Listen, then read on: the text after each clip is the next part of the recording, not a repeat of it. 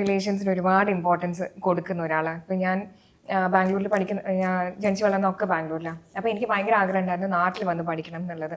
അപ്പം എനിക്കൊന്ന്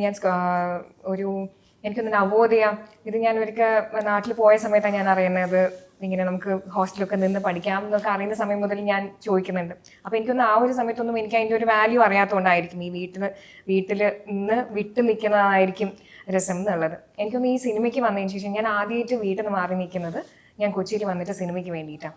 ആ മാറിയ സമയത്തും എനിക്ക് അങ്ങനെ ഒരു ഡിഫറൻസ് ഇല്ല.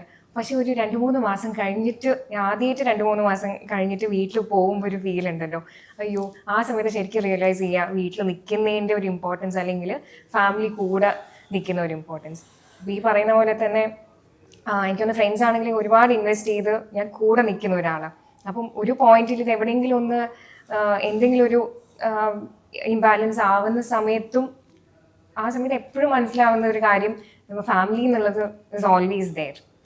നമ്മുടെ ജീവിതത്തിൽ വന്നു പോകുന്ന ആൾക്കാർ ഒരുപാടുണ്ടാകും, ബട്ട് കോൺസ്റ്റന്റ് ആയിട്ട് നിൽക്കുന്നത് എപ്പോഴും ഫാമിലി ആയിരിക്കും.